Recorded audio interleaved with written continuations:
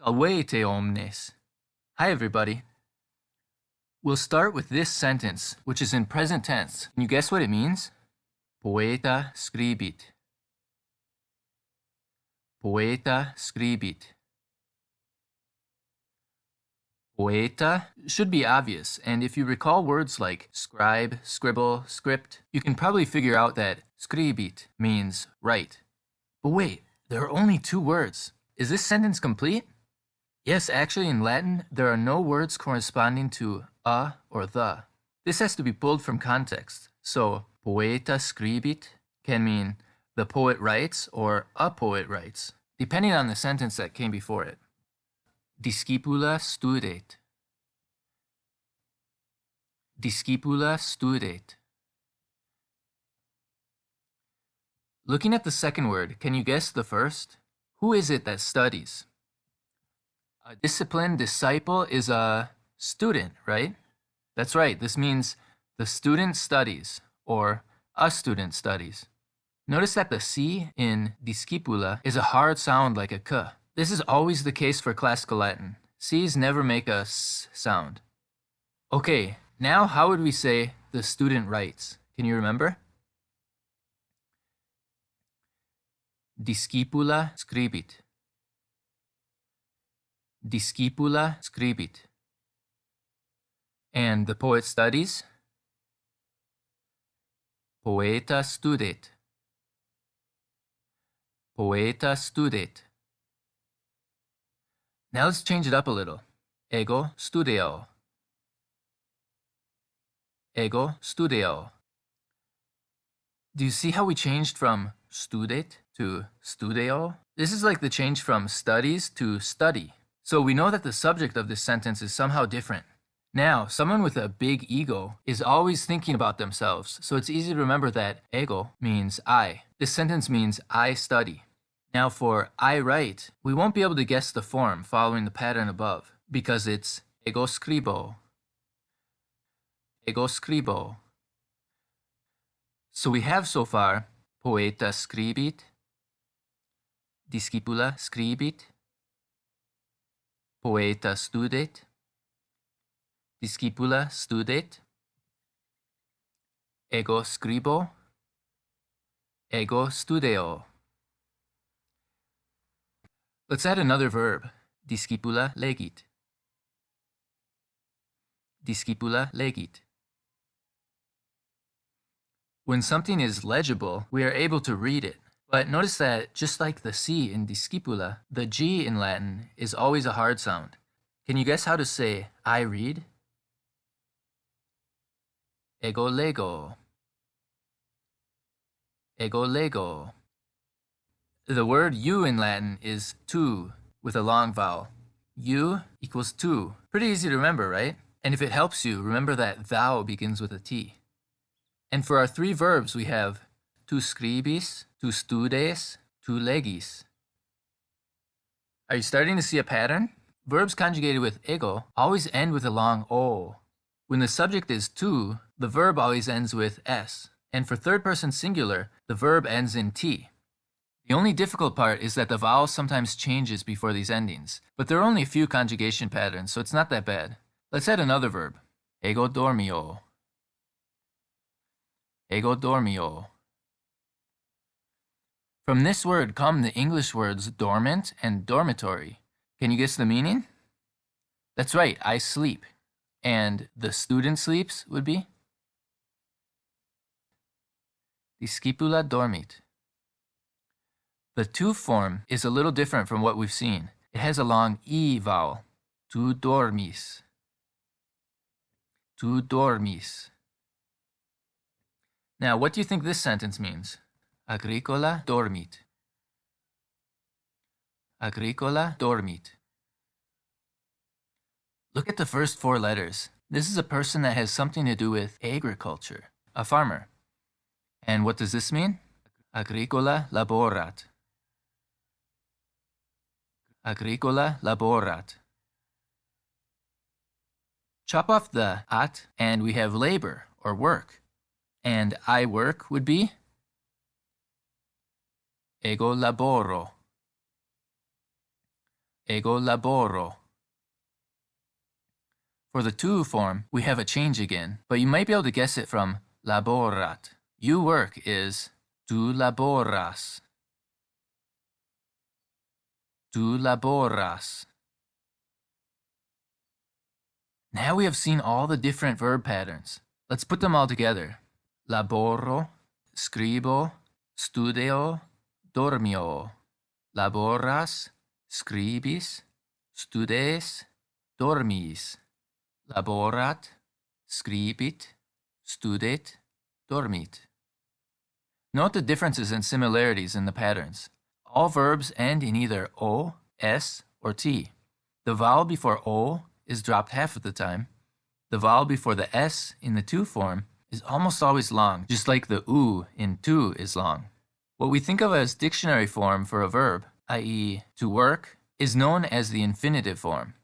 For the verbs we've learned so far, this looks like laborare, scribere, studere, dormire.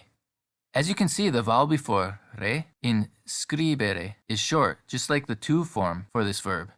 But again, don't try to memorize these rules, because that's no fun, and you will naturally learn them as we work through more verbs, like this one. Discipula discit. Discipula discit. We already learned discipula studet, so can you think of something else students do? It's a little hard to guess, so I'll just give away that this means learns. Look at this next sentence. What do you think et means?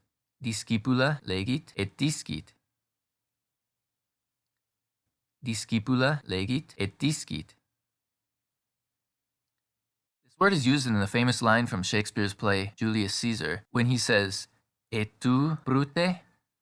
And you, Brutus? He says this after he sees that his friend Brutus is one of his assassins, and the phrase is often alluded to in literature when there is an unexpected betrayal by a friend. So, et means and. Can you figure out how to say, you study and learn? Tu studes et discis. Did you remember the short e sound? Now try to say, you work and write and study and sleep.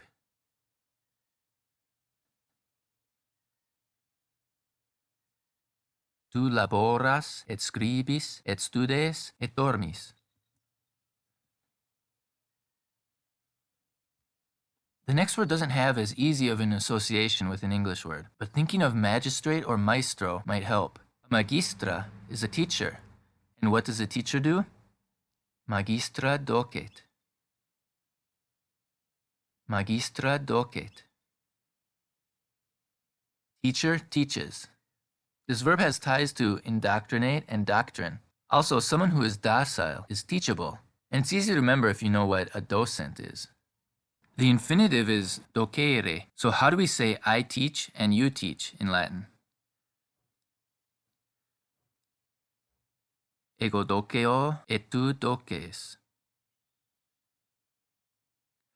We're now ready to tackle our first proverb in Latin. That's kind of amazing, isn't it?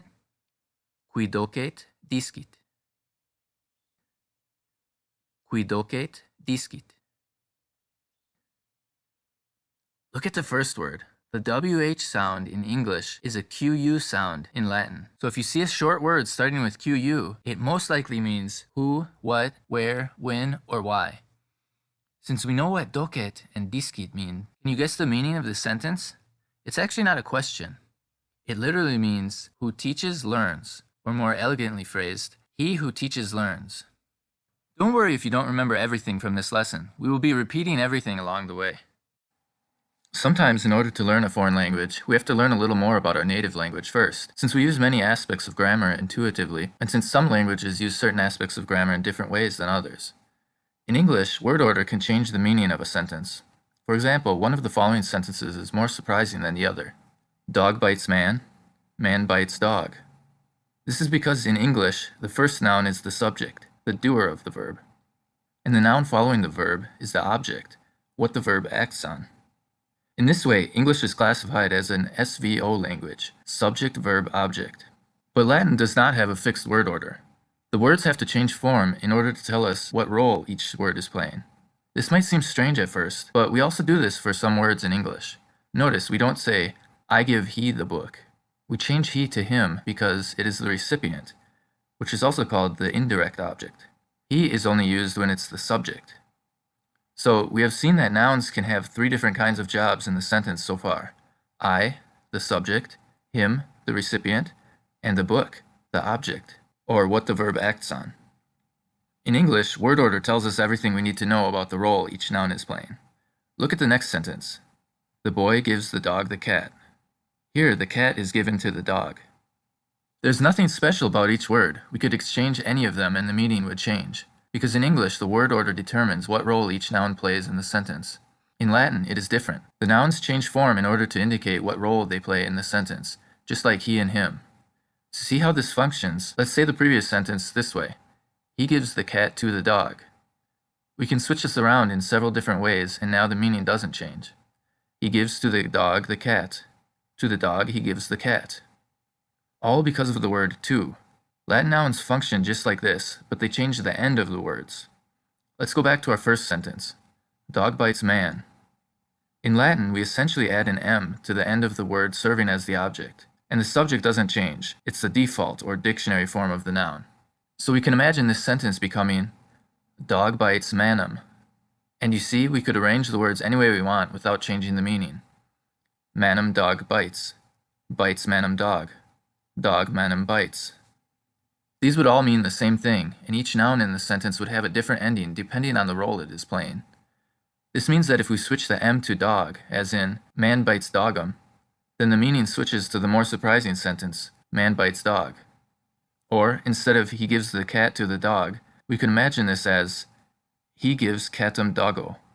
Here the M signifies that the cat is what is being given, and the O on dog signifies that the cat is being given to the dog. This is how the nouns function in Latin, but the problem is that there are so many different endings that it takes a while to learn them all, because not only does each noun have a gender, but there are also different classes. Let's review a little what we learned in the first lesson. Do you remember how to say, the farmer works and sleeps? Agricola laborat et dormit. Now say, the teacher teaches and the student learns. Magistra docet et discipula discit. This contains the verbs from the proverb we learned, qui docet discit. He who teaches learns. Now try to say, you work and write and study and sleep.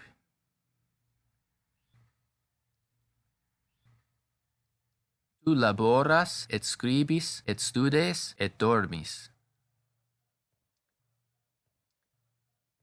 Did you remember that scribis has a short E sound? Finally, what is the student reads? Discipula legit. Don't worry if you didn't remember them all. We'll be reviewing them more as we go along. But if you feel unsure or didn't get any of them, it might be a good idea to restart this video. Look at the next sentence now. Magistra discipulam docet.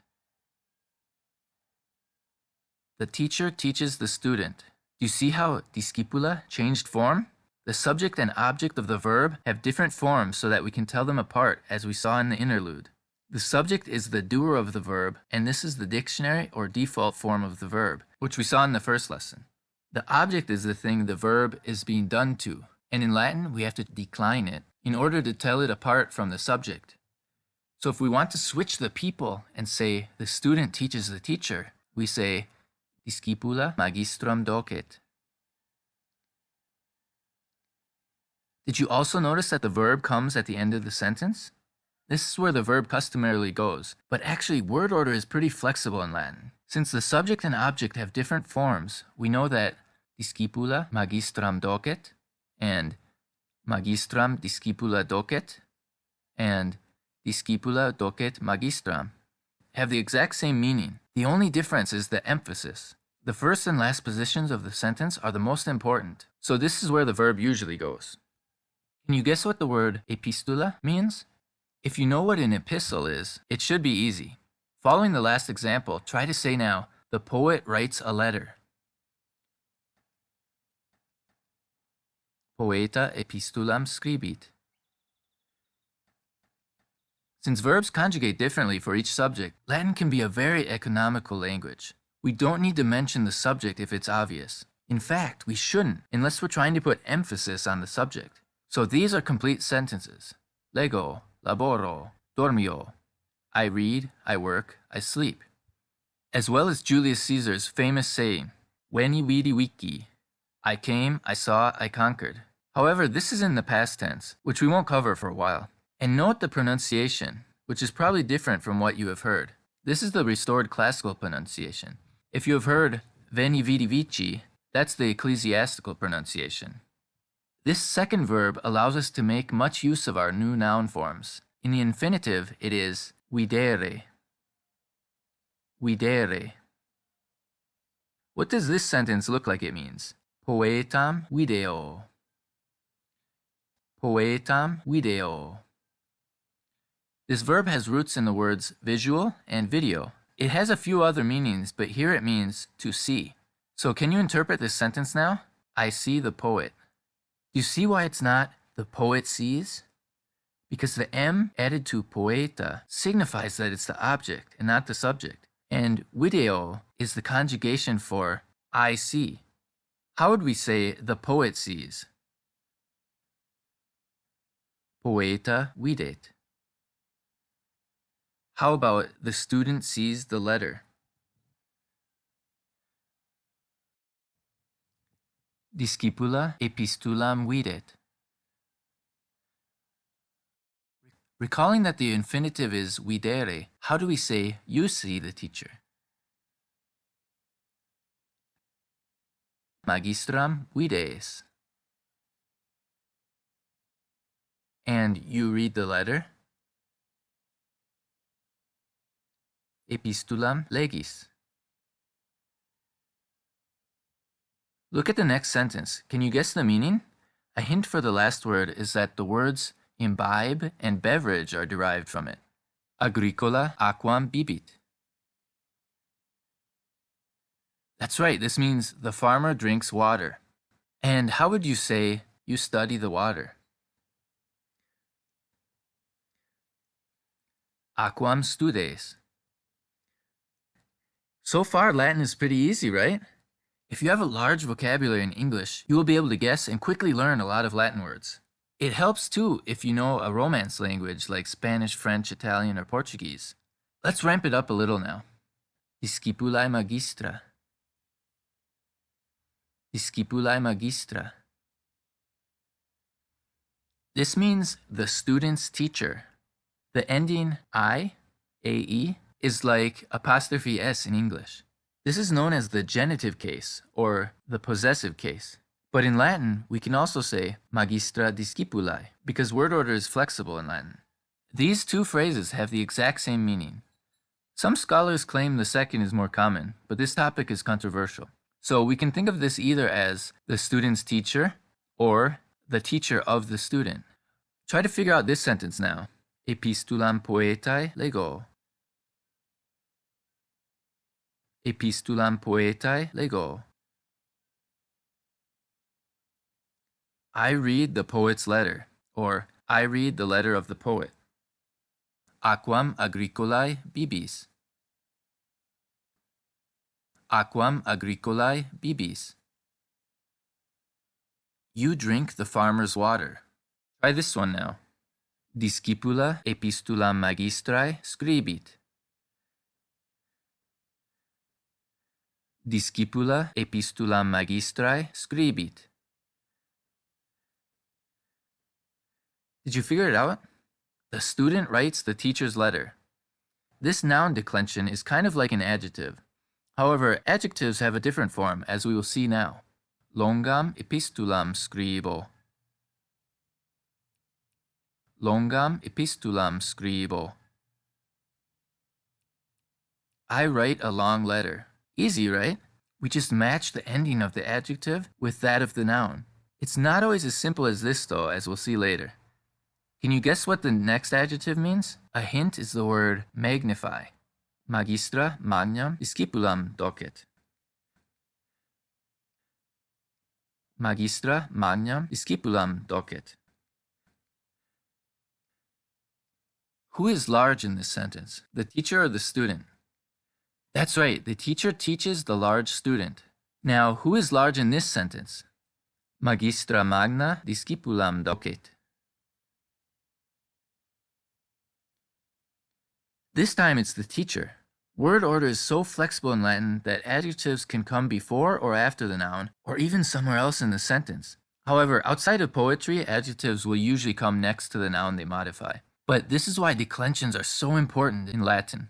We can't figure out the meaning if we don't pay careful attention to the declensions and conjugations. Do you know the word pulchritude? Knowing that this means beauty will help you figure out the next new word. Magistra magna discipulam pulchram docet. Now, the next sentence has two new words in it, but I'm confident you can guess what they mean. Magistra docet, sed discipulam non discit.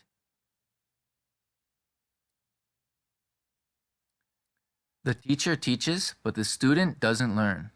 In Latin, we don't need all this do and does business from English. We just throw non in the sentence to negate the verb. Now, what do you think the following sentence means? Magistra docet, sed nemo discit. Did you guess that nemo means no one or nobody? Now we're going to read a story. That's pretty amazing after just 2 lessons, right? But it will be a very simple story using mostly what we've learned. There are 2 words you're going to have to guess the meaning of, though. To get the first one, think for a moment what the infinitive of a verb means in English. We know what scribo, scribis, and scribit mean. But what does scribere mean? I'll give away, though, that the word quod means because, since that would be hard to guess. Remember that. Quod means because. Magistra agricolam scribere docet. Agricola studet et scribere discit. Epistulam pulchram scribit, quod magistra bene docet. Agricola epistulam bene scribit, sed nemo legit. The teacher teaches the farmer to write. The farmer studies and learns to write. He writes a beautiful letter because the teacher teaches well. The farmer writes the letter well, but no one reads it. Did you understand it? Kind of a sad ending, huh? Let's go through it. In the opening sentence, we have scribere docet, which means teaches to write. We can use the infinitive of a verb when we want to say to read and to work, etc. This is done again in the second sentence where it says learns to write. Then it says he writes a beautiful letter. And notice we don't need to add he here, since we know the subject is the farmer. Quod means because, as I said before. And then we have this word bene, which is also in the next sentence. Bene is contained in the words benevolent and beneficence, so it probably has something to do with goodness or kindness. The ending doesn't match the ending of magistra, so it's probably not an adjective, but an adverb. So from the 2 usages, we can guess that it means well, the adverbial form of good. The last 2 sentences then are, he writes a beautiful letter because the teacher teaches him well. The farmer writes the letter well, but no one reads it. The nouns we have been using so far all ended in a, and these are typically feminine nouns. For example, discipula and magistra mean female student and female teacher respectively. However, in languages there are exceptions to every rule, and agricola and poeta are actually masculine nouns even though they end in a. So can you guess what the following means? Discipulus studet. Discipulus studet.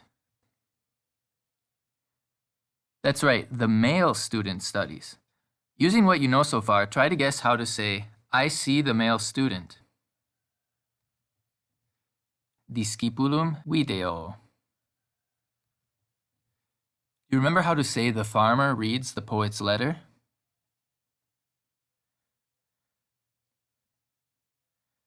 Agricola epistulam poetae legit. Now let's change it to the male student's letter.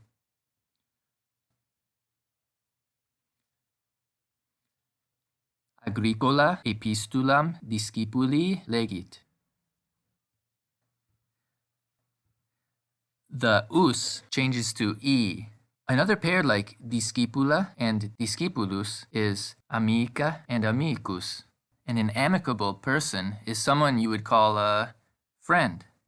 What does this say? Replace the B with a V in your mind. Amicum habeo. Amicum habeo. That's right, I have a male friend. Now say, the male student has a female friend.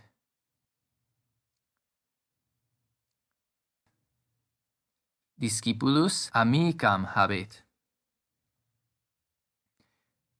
Since it was habeo with an E before the long O, we know that it's habet with an E. And what does this tell us about the case with tu, or you? Say now, you have the farmer's letter.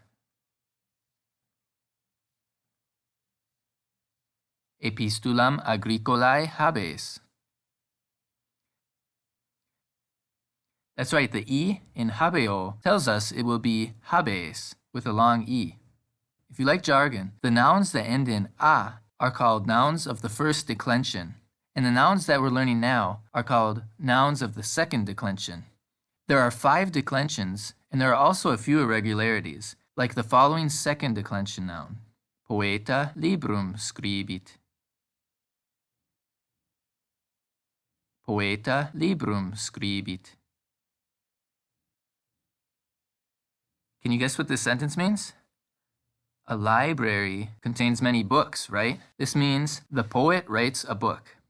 If we look at the following table, we can see that this word is regular in all but the first case, where it doesn't end in us. This is called the nominative case, because it names or nominates the noun.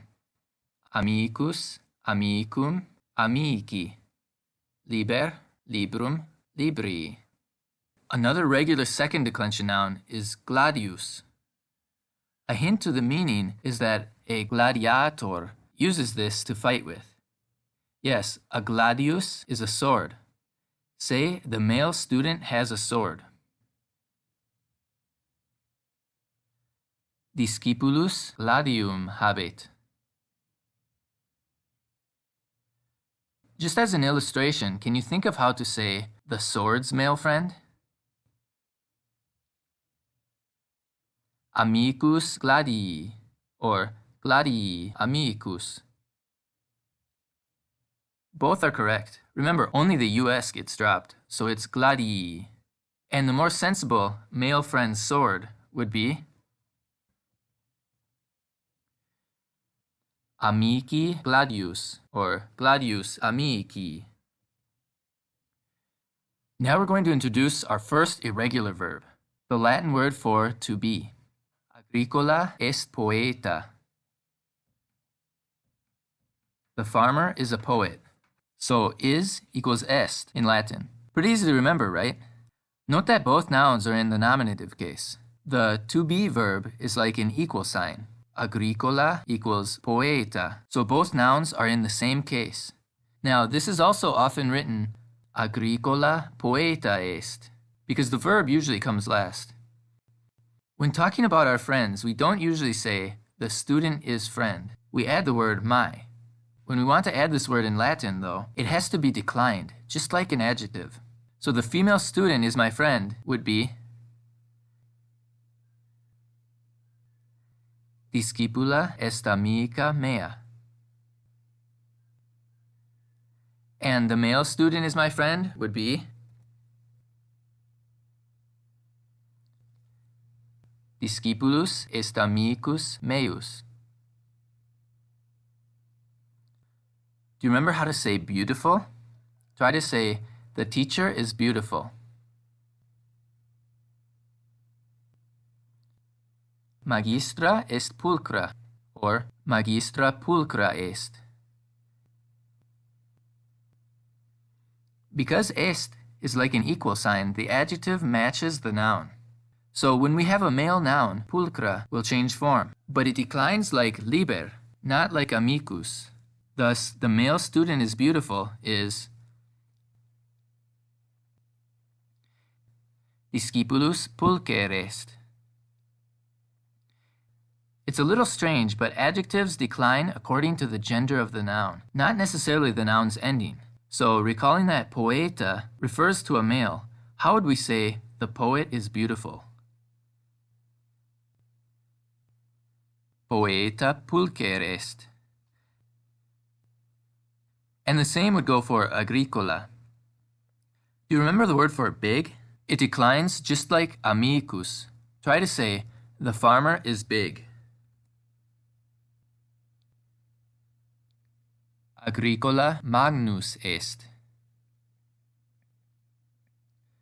The Latin for you are is tu es. Say to a woman now, you are a student. Tu es discipula. Did you remember to match the gender of the noun to the you in the sentence? Say to a man now, you are the male student's friend. Amicus discipuli es. Remember, the words can come in any order, but for the sake of time, I'll only give one combination now. And I am has yet another form in Latin. Ego sum. Ego sum. Say, I am a big student. Magnus discipulus sum. If you're a male, and if you're a female, magna discipula sum. The genders make it a little difficult, but after a while they will come naturally. Now, if you have the potential to do something, then you are able to or can do it. In Latin, this is pot plus the verb for to be. Possum, I can. Potes, you can. Potest, he, she, it can. Can you see the forms of to be attached to this verb? Note that the T changes to S in the first person case, so it is possum, not potsum. Let's try to use this now to say, the poet can write well. Think back to the story from the last lesson.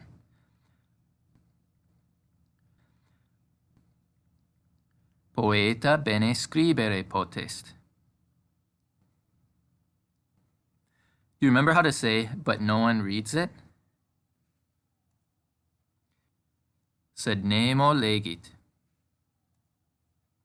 The following word came to English from French instead of Latin, but it's still easy to see the connection between desire and desiderare.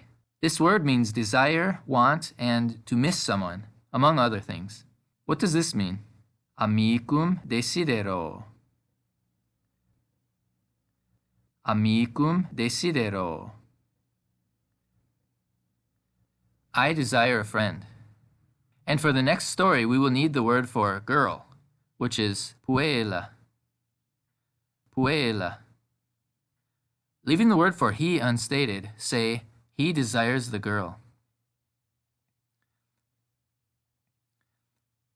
Puellam desiderat. Now say, the poet is not a girl.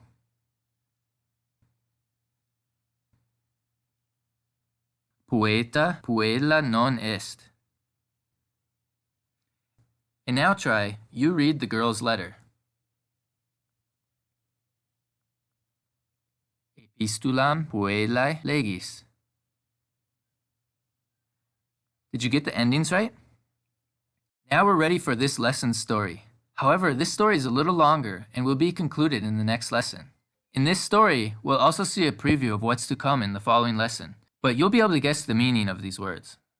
Also, Jupiter, is the name of Zeus in Latin, and Europa, was one of the many human girls he chased after. Jupiter est Deus et in Olympo habitat. Terram spectat et puellam Europam videt. Europa pulchra est et Jupiter puellam desiderat. Jupiter se in taurum transformat, quod Europa est timida. Were you able to guess the meaning of this first sentence? It means Jupiter is a deity and lives in Olympus. Habitat should be pretty obvious from the words habitat and inhabit. And can you guess the meaning of the word terra from the English word subterranean? It means earth. Spectat is what a spectator does. So terram spectat means watches the earth. Then we see the sentence we just learned, puellam desiderat. But did you note something weird? The name Europa conjugated. That's right, names in Latin conjugate just like every other noun. This little word se in the next sentence means himself, herself, oneself, etc. It's a reflexive pronoun, but don't worry about it for now, that's a more advanced topic. But did you guess what a Taurus is? This is one of the constellations represented by a bull. And do you remember this word, quod, from the last story? It means because. So this last sentence can be translated, Jupiter transforms himself into a bull because Europa is timid. It's pretty convenient that we could guess about 1/3 of the words in this story from English, isn't it? We'll see how this story ends in the next lesson. In the previous lesson's story, we encountered in Olympo, but we know that the home of the gods was called Olympus, right? This O ending is another noun declination called the ablative. The name is not important. What we need to remember is that we use this form when we talk about the location of an action. There are also a few other uses, some of which we'll cover in the next few lessons. Olympus is a regular male noun, just like amicus. So how would we say in the friend? In amico. And try to say God of Olympus. Deus Olympi.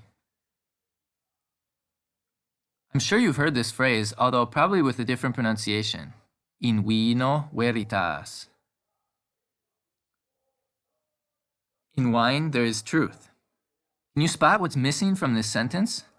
The word est. But because it's obvious, it isn't needed, and the sentence has a better ring without it. This is technically called ellipsis. Here again with vino, we have the ablative. However, the nominative case for wine is actually vinum. This is our first neuter noun. Neuter in the sense of neither feminine nor masculine. Do you remember what the verb drink is in Latin? Here's how to say I drink wine. Vinum bibo. Neuter nouns are the same whether they're the object or the subject. However, since neuter nouns are inanimate objects, this doesn't get confusing because we know that vinum bibit cannot mean the wine drinks. It has to be referring to an unstated pronoun like he or she. Do you remember what the name Pennsylvania means? This means Penn's woods. So what do you think the following sentence means? Vinum insilva bibis. You drink wine in the forest. It's better to use the word forest since it's singular. Looking at the ending of the word, can you guess how to say the forest is large? Silva magna est. This noun declines just like the scipula. If you know the words amble, ambulatory, and perambulate, it will help you remember the next word, in silva ambulo. In silva ambulo. This means I walk in the forest, as in, the forest is the location that I'm walking around in.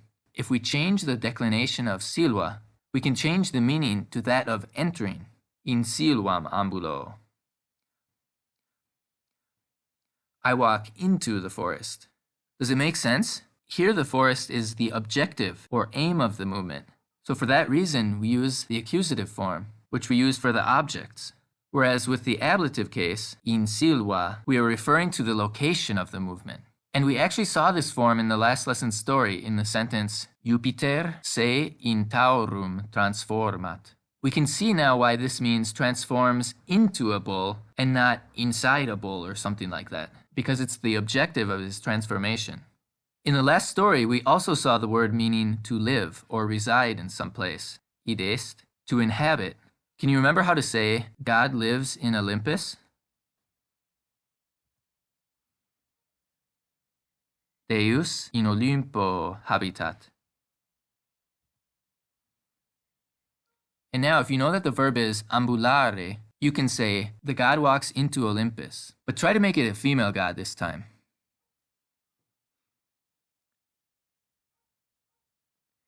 Dea in Olympum ambulat. Have you heard the phrase ad nauseam, as in he rambled on ad nauseam? Can you see from the second word that this phrase comes from Latin? Ad is another preposition like in, and nausea is declined with an M, just like in silvam. This means literally to the point of seasickness. The root nau refers to the sea, as in nautical. We can use this phrase to remember how to say, you walk to the forest. Try to guess how to say it. Ad siluam ambulas. If something is portable, you can carry it, right? Another word containing this root is transport. Here's how to say, the farmer carries water. Agricola aquam portat. Can you think of how to say, the bull carries the girl? Taurus puellam portat. Remember this sentence because it will appear in this lesson's story. Let's make a longer sentence. You carry the letter to the forest. Epistulam ad siluam portas. And I carry a book and wine into Olympus.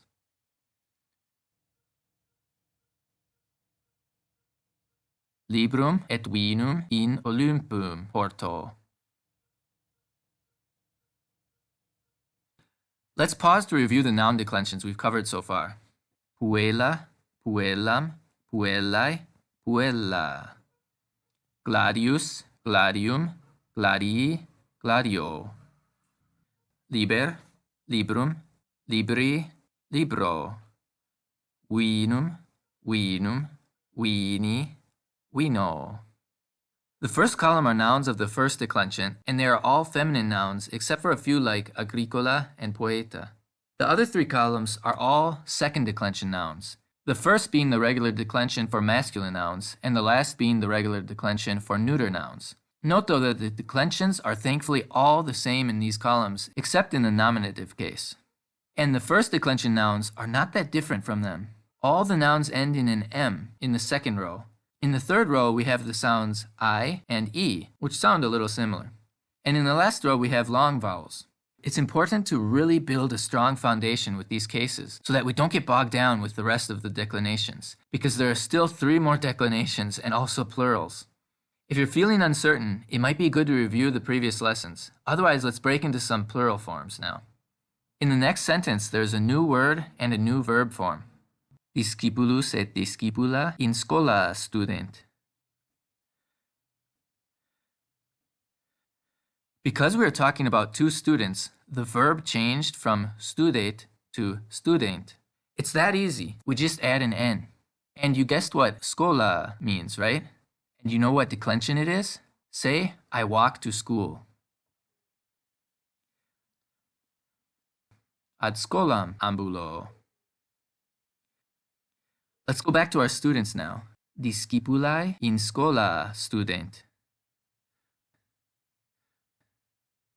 Wait, what? We already saw this form and it was used for saying things like the student's book.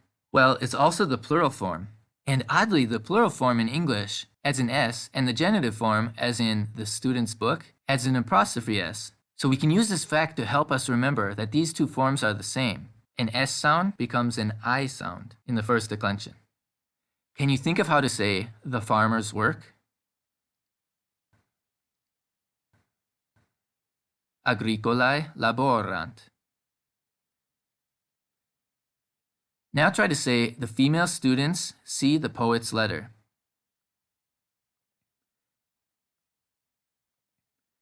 Discipulae epistulam poetae vident. Can you see that this sentence is ambiguous? It could also mean the poets see the female student's letter. With isolated sentences like this, we can only guess the meaning. It is only when we have a larger context that the ambiguity dissolves. To figure out the next sentence, recall that a fugitive is someone that flees. Puellae fugitant. The girls flee. Now try to say the girl flees to the forest.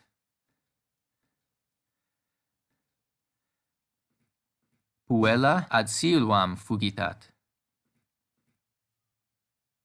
The next word doesn't have a strong connection to its English meaning, except that they share many letters. The word insula means island. It might help to think that an island is insulated from the rest of the world. Let's say the farmers carry a book to the island. agricolae librum ad insulam portant.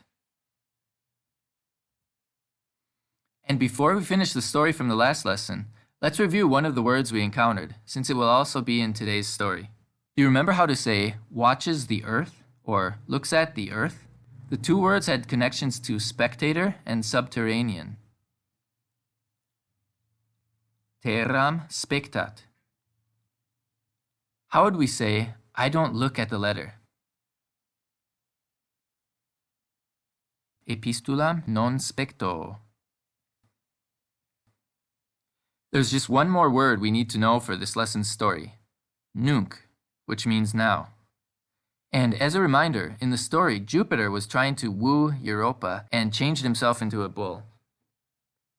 Europa taurum spectat, et taurus puellam portat. Nunc puella non est timida. Taurus fugitat, et Europam ad insulam Cretam portat. Deus et puella in insula habitant. The first sentence is pretty straightforward. She looks at the bull, then is carried by the bull, or mounts it. Now she is not timid, but then the bull flees and takes her to Crete. And you see, here we have the form ad insulam, because the bull carries her to the island of Crete.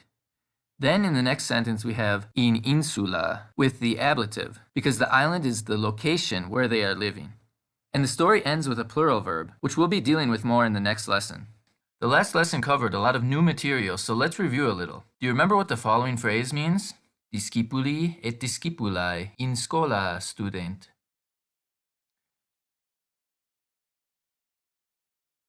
The male students and female students study in school. Both the verb and the two types of students are plural, and schola is in the ablative form.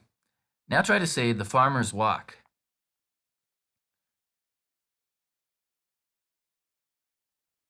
Agricolae ambulant. Did you put both words in plural form? The next one's a little harder. Can you think of how to say gods live in Olympus?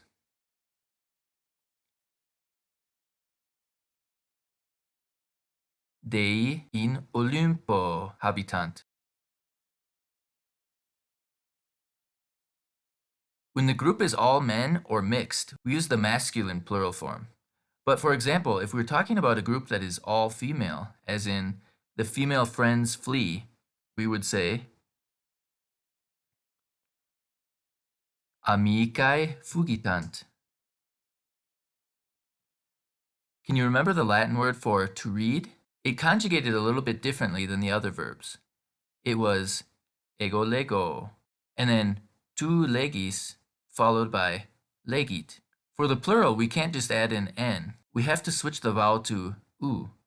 So the poets read is poetae legunt. We learned 3 other verbs that conjugate like this. Can you recall them? The first is related to reading, because before you can read a letter, someone has to blank it. Say, the male students write a letter.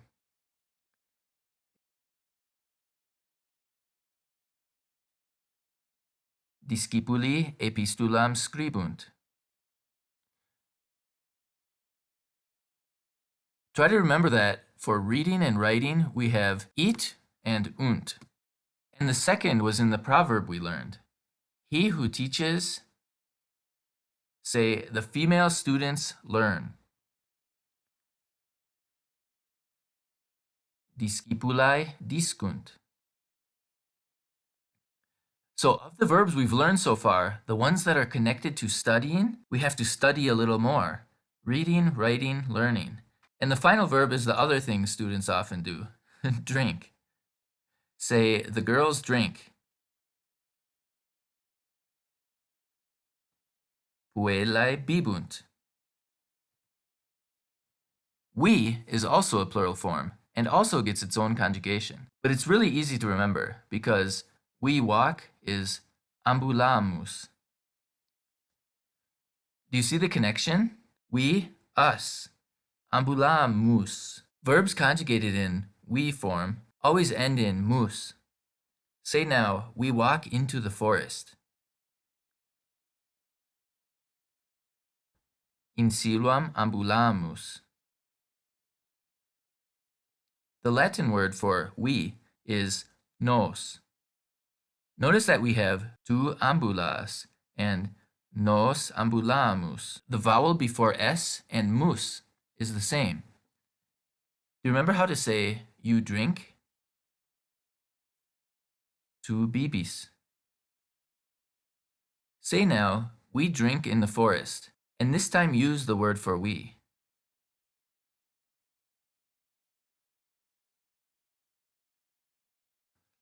Nos in silva bibimus. Because it's tu bibis. We have nos bibimus. And how would we say the poet and I read?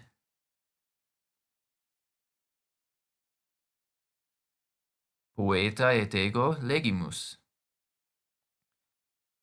Do you understand why we used legimus instead of legunt? Because the subject included ego. Via means road in Latin. We travel via road, and to deviate is to depart from the established course. Let's say now, the road is long. Via longa est. Now we'll change it to the plural form. Viae longae sunt. Every word changed form, but you expected that, right? Because both the adjective and the verb have to match the noun. And from this, we see that the plural of est is sunt, similar to scribunt and bibunt. We will see this word so much that you'll have no trouble remembering it, so don't worry. Let's learn another proverb. Omnes viae Romam ducunt. This first word means all. It is the plural form of omnis, which sometimes combines with words to make compounds like omnipotens, or all-powerful, and omnivorus, eats everything. And I'm sure you can guess the meaning of Roma. So in this sentence we have all roads and something to do with Rome. Do you recognize the proverb? All roads lead to Rome. So the verb ducunt means lead, just like an air duct leads air to each room. And to deduce is to bring to a conclusion. And think about the word discunt and legunt for a moment. How would we say the road leads to Rome?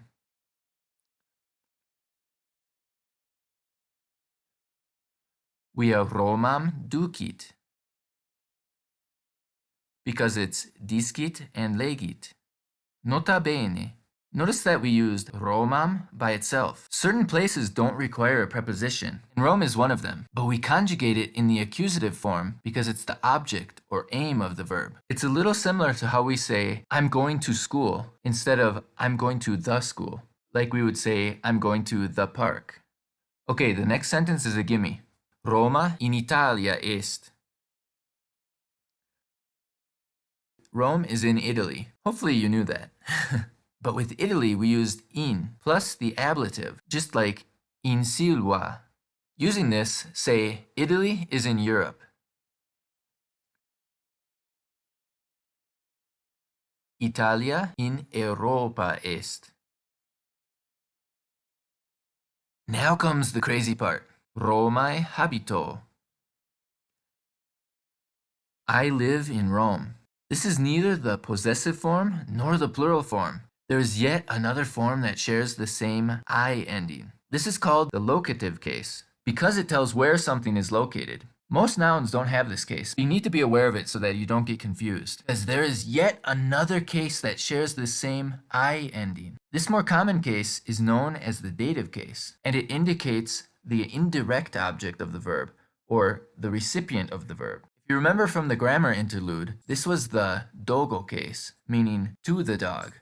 Let's explore this case some more. Poeta agricolae legit. The poet reads to the farmer. The farmer is the recipient of the reading. However, because multiple cases share the same ending, such short sentences can be ambiguous. Can you see it? The word agricolae could also be in the genitive case, and the sentence would mean, the farmer's poet reads. Here's another ambiguous sentence. Poeta agricolae epistulam legit. This can mean either the poet reads the letter to the farmer's poet reads the letter, or the poet reads the farmer's letter.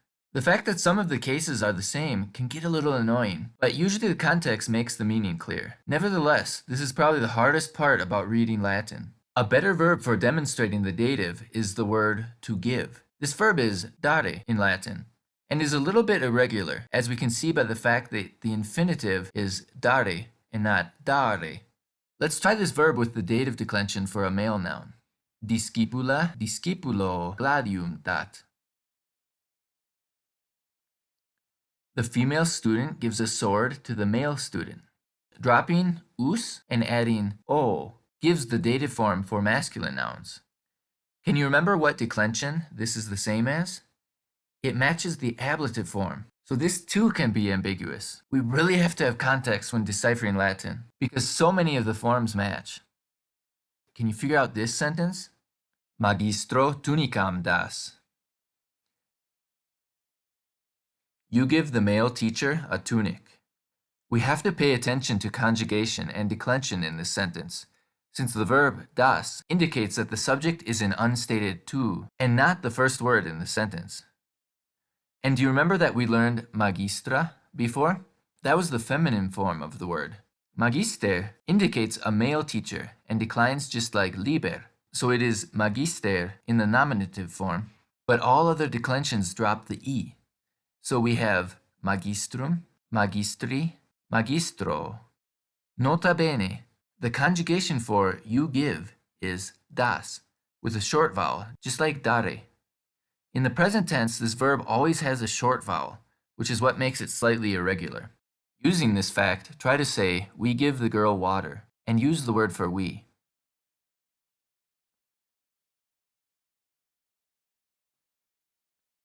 Nos puellae aquam damus. Can you figure out the meaning of the next sentence? Optimus sum quod possum legere. I am the best because I can read. Optimal is obviously related to optimus. We just have to remove the al and add the Latin endings to use this word. How would you say this sentence if you're a woman? Optima sum quod possum legere.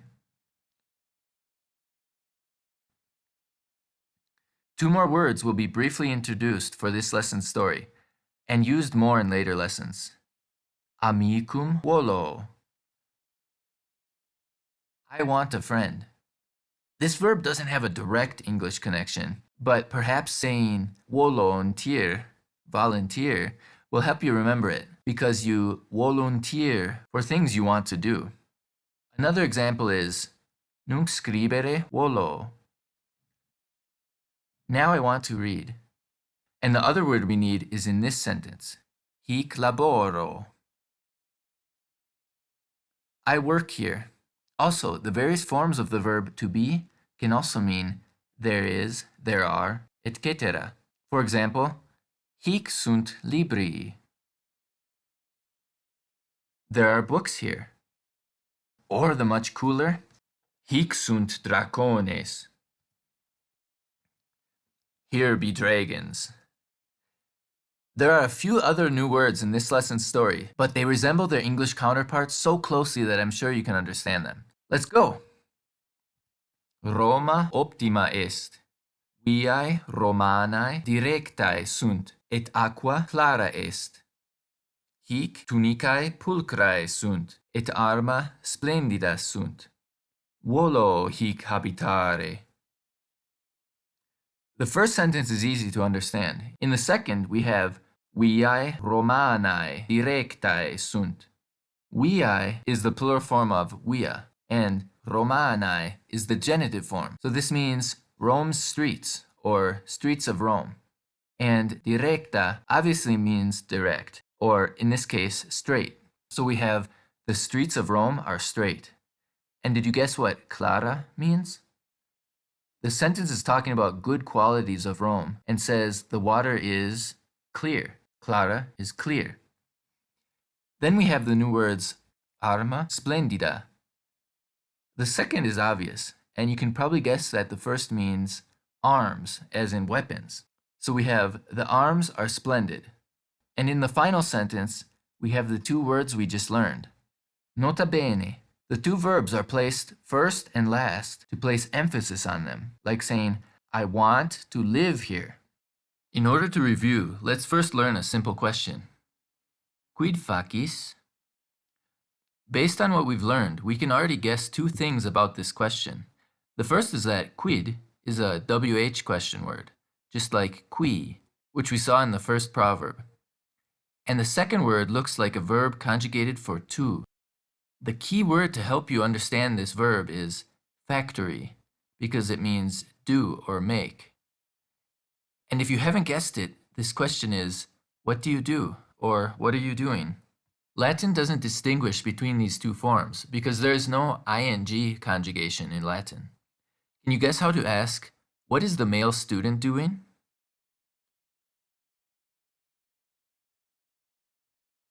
Quid discipulus facit? Try to say, now he is reading. Remember, you don't need to say he. Nunc legit. Legit can mean either he reads or he is reading, depending on the context. Now ask, what is the male teacher doing? Remember, this is a weird noun.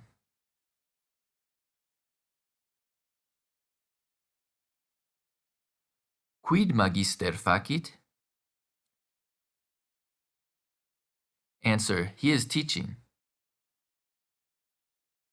Docet. It's crazy how economical Latin is, right? Let's change it up a little. Ask now, what is the female student reading? Quid discipula legit? Easy, right? Now be careful with the answer. Say, a letter. Epistulam. Did you remember the M? Even though we're omitting half the sentence, the words still need to be declined in the proper form. Can you remember from the last lesson's story how to say, Rome is the best? Roma optima est. It's like saying Rome is optimal. Not all question words begin with a QU. Try to guess the meaning of the next sentence. Ubi est Roma? Where is Rome? Something that is ubiquitous is found everywhere. Try to ask now, where do you live? Ubi habitas? How about where is the farmer working now?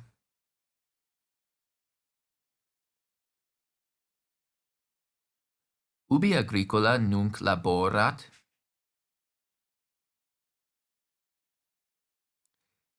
It's a little easier than English since we don't need to rearrange the words as much. And do you remember what the next sentence means? Volo hic habitare. I want to live here. The verb meaning to want is irregular. Try to guess the meaning of the next sentence.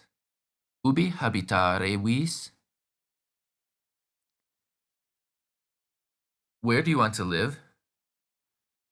For yes-no questions, we simply add the suffix ne to the first word in the sentence.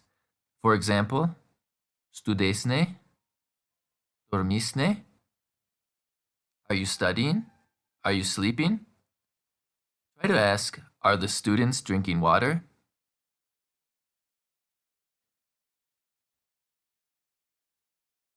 Discipuline vinum bibunt? We also add a rising intonation at the end of the sentence, as well as ne. It's kind of convenient that ne comes first, though, since it indicates that the sentence is a question. This way you're not surprised at the end of the sentence. We can also start the sentence a little bit differently. Look at the next sentence. Nonne agricolae laborant. This nonne is a combination of the word non and the suffix ne that we just learned. Adding it to the sentence is like asking, the farmers are working, no? Or, the farmers are working, aren't they? Sometimes it's also translated as, surely the farmers are working. Ask, you're reading the book, aren't you?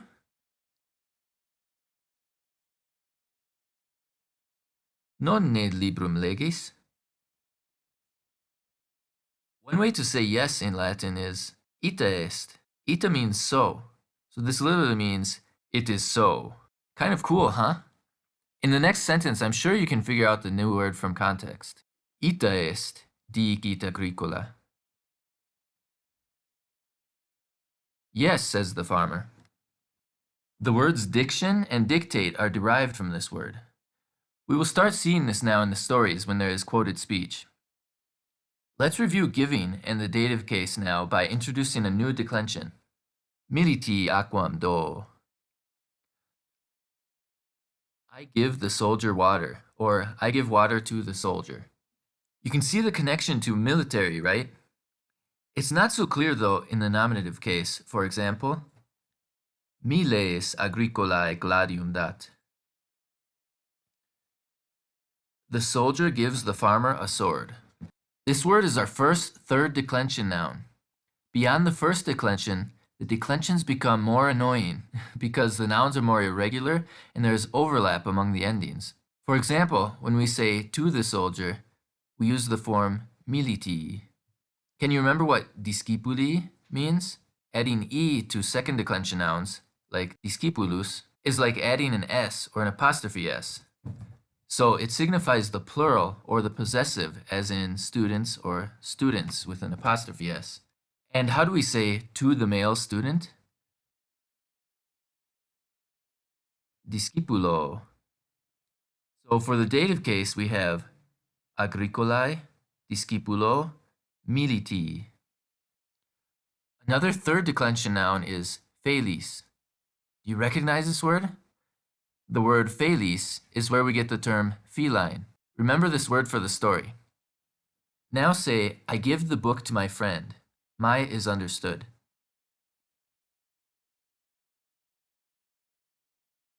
Amico librum do. We will look at one more third declension noun in this lesson because it will be in the story. The word mus. This is another animal that has a connection with felis. It's a mouse, right? But when it's an object, it changes to this. Felis murem erit.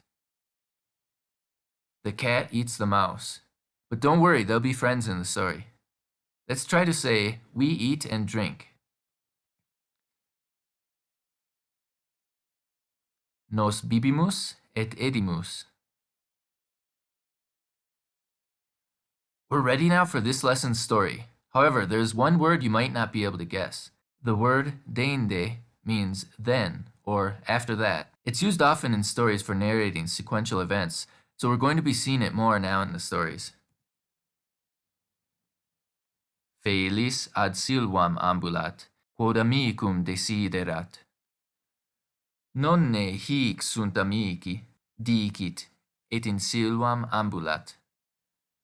Felis murem videt, et mus felem spectat.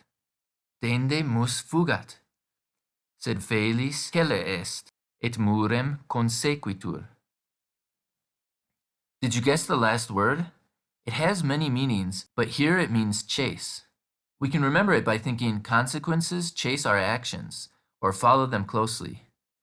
Okay, we'll see what happens with the cat and mouse in the next lesson. The third declension nouns are pretty complicated, so let's review what we learned about them. In the story, we had the sentence, Felis murem videt, et mus felem spectat. For almost all third declension nouns, they always end in em, when serving as the object. The genitive case is different, as we can see in the next sentence. Felis cibum muris erit. The cat eats the mouse's food. The word cibum means food. It might help to think of the word kibble, the hard dog and cat food, in order to remember this word. And looking at the ending, what declension is it? Second. which means the nominative form is quibus. Let's compare the three declensions. Magistra, magistram, magistrae, magistrae, magistra. Quibus, quibum, quibi, quibo, quibo. Felis, felem, felis, feli, fele. Thankfully, there are not too many repeated endings, but regrettably, it's the two most complicated cases, the genitive and the dative, and this list doesn't include plurals, which contain more repeated endings. For this reason, it's better to slowly introduce the declensions rather than try to memorize tables when studying Latin. And it gets worse when we add pronouns, because these have their own pattern. Look at the next sentence. Dominus mihi quibum dat. The first word obviously has a connection with dominate and has meanings like master or lord. And you may have guessed that the second word is the pronoun meaning to me. So this sentence means the master gives food to me. And this sentence, tibi librum do. I give the book to you. They're only connected by one letter, but tibi is the dative form of to. Do you remember the second word in this sentence? Servus meus es.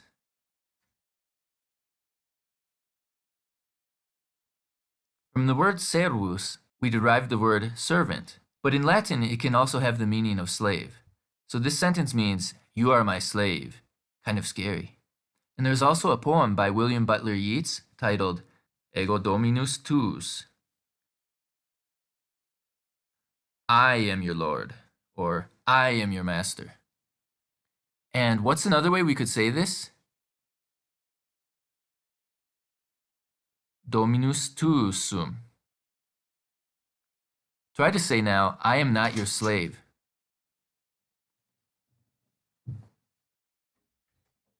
Non servus tuus sum. The verb laud, as in to praise, comes directly from the Latin word laudare. So say now, the master praises the slave.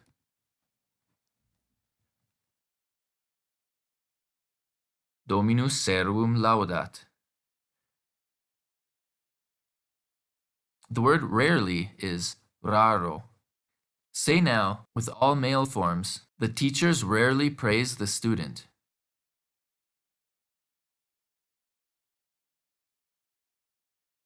Magistri discipulum raro laudant. Say, I rarely praise you.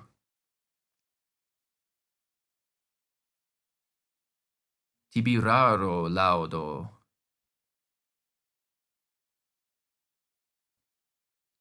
And try to say now, the soldier rarely gives the cat food.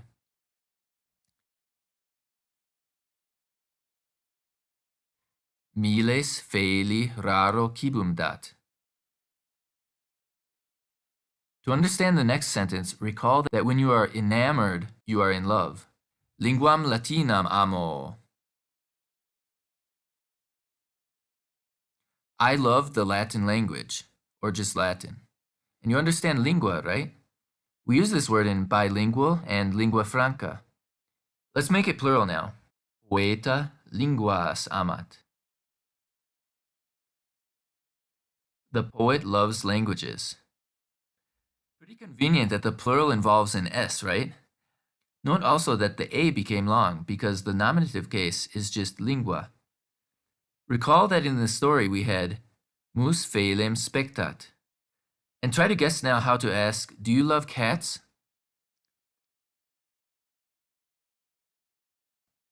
Feles ne amas? Did you remember the NE? For second declension nouns, the vowel changes. We have magistra discipulos laudat. The female teacher praises the students. Say now, the female student loves books. Discipula libros amat. Let's pause for a moment to take this in. When a noun serves as the object of the verb, or is in the accusative case, it ends in an M when it's in singular and an S when it's in plural, for all 5 declensions. There are a few exceptions, but that makes it so much easier to decipher Latin, doesn't it? If only the other cases were so easy. The next new word we'll need for the story, but it's also really convenient. It's the way to say don't. Noli aquam bibere. Don't drink the water. Notice that the main verb is in the infinitive form when we use the word noli. But that makes some amount of sense, right? Because there isn't really a subject in the sentence. For the next sentence, recall that in order to say my, we say me plus the appropriate ending for that noun. Try to say, don't read my letters.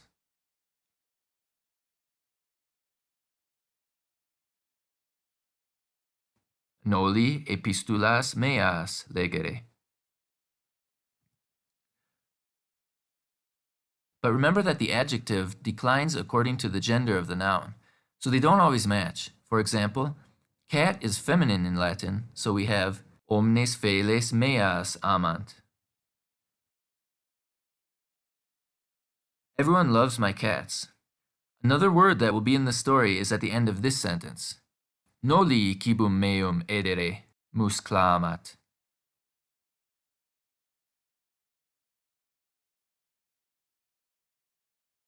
Did you guess the meaning? Don't eat my food, the mouse exclaims.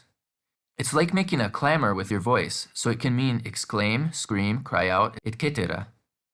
And we will also see erere in various forms throughout the story, so remember its meaning. Let's go! Noli fugere, felis clamat, amicum volo. Felis et mus amici non sunt, clamat mus. Quod felis mures edunt. Non mures edo, quod dominus mihi cibum dat, dicit felis. Non mures edis, rogat mus. Ita est, dicit felis, sumustne amici? Ita est, dicit mus. There was one word that we hadn't heard yet, but I'm sure you guessed that rogat means ask. It has roots in interrogate, but this will be easy to remember as we'll see it more in the coming lessons. For this lesson, we're going to do something a little different. We're going to go through the Lord's Prayer in Latin, line by line, and learn to read it. If you are familiar with the text, you should be able to learn from it very rapidly. This text will help us learn a new aspect of verbs, mood. The easiest to understand is the imperative mood. This is used when we make requests, demands, commands, etc. For example, saying, give me money. The other mood is called the subjunctive and has too many uses to cover in one video, but the use we will see here is like saying, may the force be with you. It is similar to a command, but there is uncertainty of whether it can be carried out. Let's compare. You give me money, indicative. Give me money, imperative. May you get lots of money, subjunctive. This is a really difficult concept for English speakers to grasp, which is why I thought it best to introduce it through this familiar text. But remember, it's not something that you can learn just from watching one video. This is just a warm-up. The first line of the prayer starts out easy. Pater noster, qui es in caelis. The word pater is very close to father, right? This follows exactly the sound change denoted by Grimm's law, which states that P's change to F's and T's to TH's. This law was actually conceived by Jacob Grimm of the Brothers Grimm, who first presented the sound change systematically. And do you remember how to say we? Nos. So pater noster means our father. Now, from what you've learned in the previous lessons, you can probably guess that the rest means who is in heaven. But there's a little twist. Since we are talking about where he is located, we should use in plus the ablative, right? Caelum is a second declension noun. So the ablative form is caelo, but this prayer uses the plural ablative form, caelis. So this line is really, our Father who is in the heavens. The next line is, sanctificetur nomen tuum. This doesn't seem so foreign to us now, does it? The words nomen tuum are obviously your name. Nomen is related to nominate, but the tuum is deceptive because nomen is a third declension neutral noun. Remember how vinum was the same in both the nominative and accusative form? Tuum is the same when modifying a neutral noun. The nominative and accusative form are the same. So nomen tuum could be either the subject or object. Now, we know that this means hallowed be your name, which is passive. But to understand the Latin better, let's think of it as may your name be sanctified, because it's a subjunctive passive form. This means, though, that nomen tuum is the subject, because in passive sentences, the noun being acted upon becomes the subject. For example, in active sentences we say, the police arrested the thief, but the passive would be, the thief was arrested by the police, and the thief is now the subject of the sentence. The subjunctive is easy to form for verbs that end in are. We switch the a to an e and add the normal ending. So instead of sanctificat, it's sanctificate. However, sanctifico becomes sanctificem, since the first person case doesn't really have an ending. Then, as you can see, to form the passive, we just add the suffix ur for the third person. The third line is adveniat regnum tuum.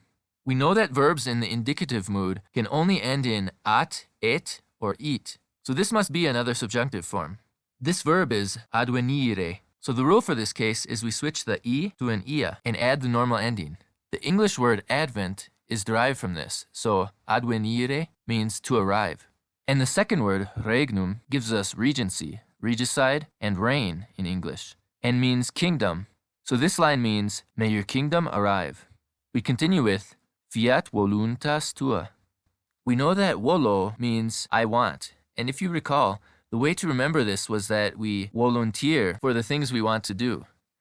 Voluntas is a third declension noun meaning the things we want to do, or our will. And from tua, we can see that this is a feminine noun, and since tua is the nominative form, we know that fiat is a passive verb. This is actually the word we learned in the question, quid facit? So what would the subjunctive be? Faciat.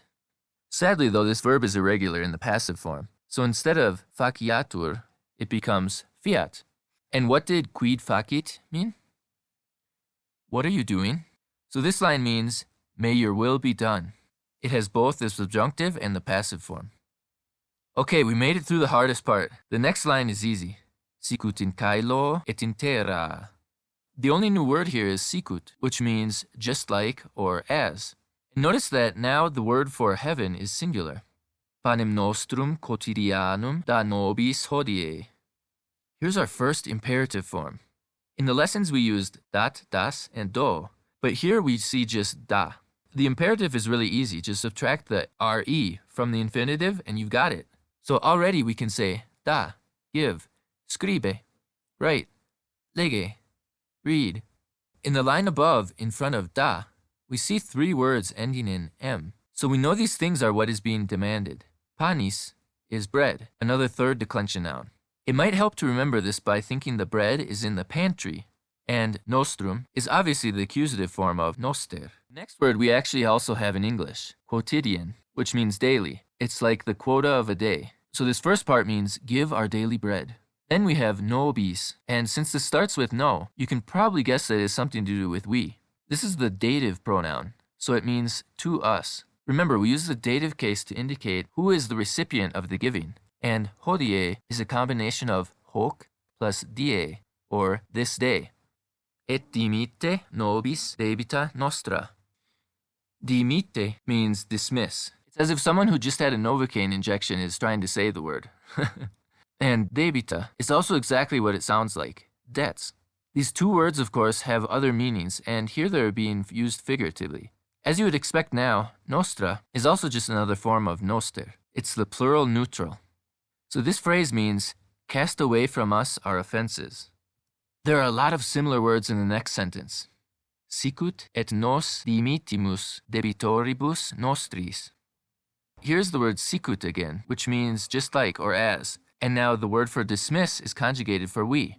Remember, verbs end in us when conjugated for we.